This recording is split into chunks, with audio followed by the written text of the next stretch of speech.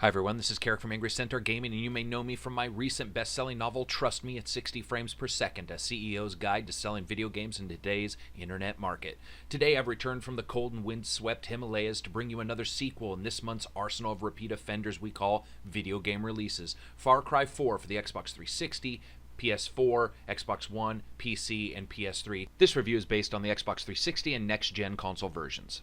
Far Cry 4 is the story of a young man who just wants to carry the burned cinders of his mother to some mountain and fertilize the grass with her dead cells, but instead ends up making pseudo-friends with a king played by the little-known Troy Baker. He joins a terrorist organization with a heart of gold and finds out that riding elephants isn't half as fun as sicking them onto an enemy camp and watching the bodies fly into the air like reverse meteorites seeking orbit. But is Far Cry 4 a true sequel? Does it have the goods where it matters, and can it deliver that Far Cry 4 gameplay without losing the magic of the fairly excellent Far Cry 3? Or does it fall flat on its face and then light itself on fire just because it wants to mimic the constant give and take of fun and failure that Far Cry 2 delivered? Yeah, I got an idea. Let's fight malaria for the entire game. That sounds like fucking fun. So let's see what we can see. Graphics are up first, so let's dive in. Surprisingly apt, the older system's Far Cry 4 performs fairly well with hitches in the cutscenes that drop the frame rate, but all in all, offering a fairly smooth ride throughout the game, whether you're riding an elephant, choppering above enemy heads in the gyrocopter, or trying to control the grease-on-wheels action of the four-wheeled vehicles that inhabit the game world like they're breeding with some ulterior motive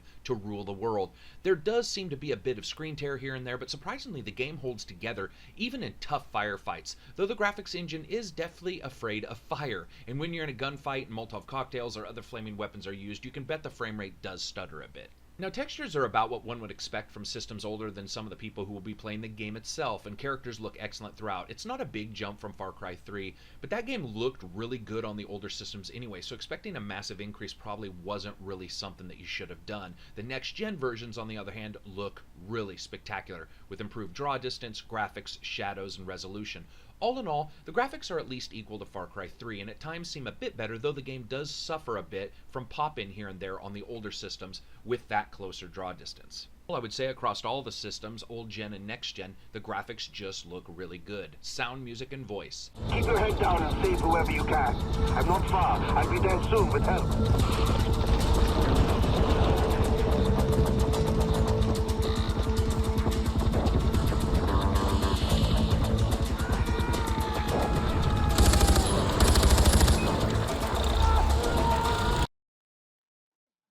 The sound of the guns, ambient creatures, vehicles, and explosions all really do sound excellent, and though not the best sounding game in video games today, the weapons in Far Cry 4 are no slouch. Since there are so many of them, it's also nice to know that none really sound like any other, and it's hard not to find one that becomes your favorite fast, including a couple lesser known guns that were nice to see here. All in all, excellent, with explosions having a good, satisfying boom, even if it was a bit short-lived, I noticed. Music.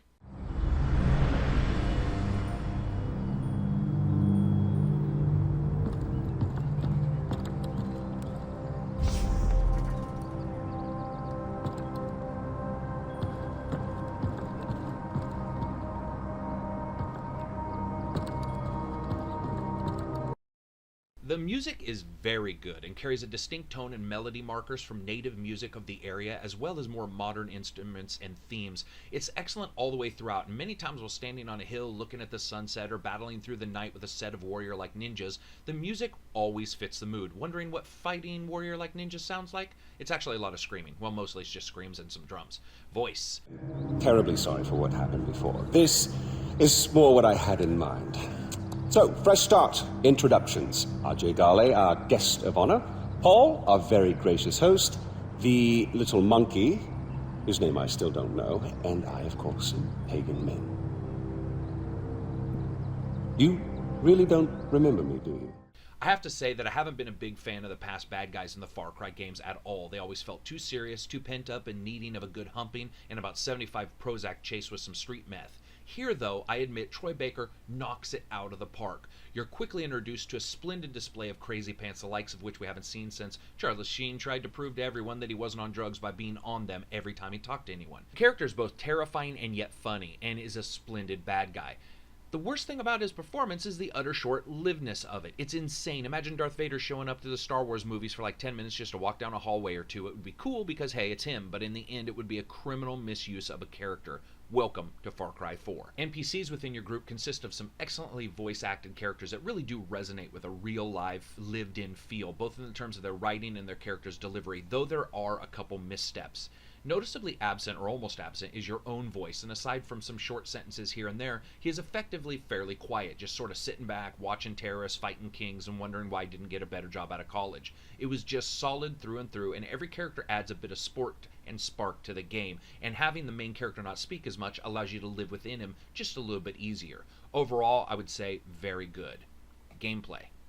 Far Cry 4 really doesn't try to change up the entire game world, but instead tries to be a true sequel to Far Cry 3, meaning taking what worked from that title and trying to make it better, and taking what didn't work and either throwing it out, replacing it, or fixing it with varying degrees of success, and then adding its own stamp with some new spots. One addition is the far deeper animal systems within the game, and without ruining a neat surprise, which isn't just the elephants, the game's use of ambient wildlife beyond the strangely satisfying game of shoot everything and tear its skin off is really well done and adds some great depth to the overall gameplay. I have to say that the mission system itself and how the campaign flows is highly entertaining and paced perfectly, and anyone who's played Far Cry 2 or 3 will just get it, but this is altogether a better overall campaign system. Some cool things have occurred, however, with many missions on loose timers. When they were story-based, this allows you to sort of feel like there's a tenseness to completing those missions. Additionally, there are technically two leaders of the militia group you work for, and the main missions many times have two different goals with totally different mission styles depending on which of the two leaders you choose to side with.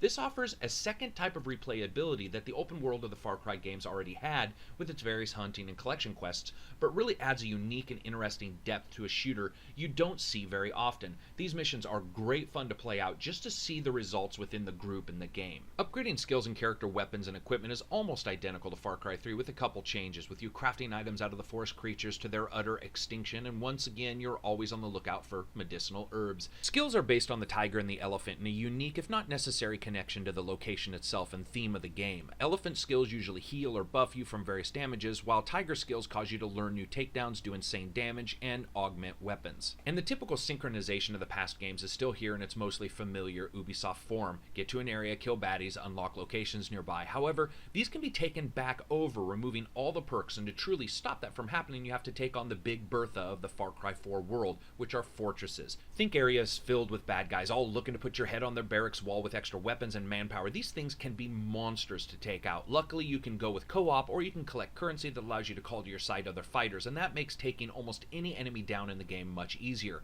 Gunplay is robust, though the overall recoil just seems lacking, and I would have loved to have seen some of the skills affect this more so than just having most weapons have the recoil of a rubber band gun. The game map is also fairly massive and looks to be easily close to Far Cry 3's map size, which is a boon, as there's a metric shit ton of activities to perform within the game world. The fact is, the story is really huge, and for all intents and purposes, there's actually more here than Far Cry 3 to do. Sad then that the main character again decides to reincarnate Casey Kasem and just blurb at you from the radio instead of really getting his hands dirty. This can result in the game feeling a bit impersonal, with your actions and reactions handled in a void without that real tangible impact most people would actually like from a game.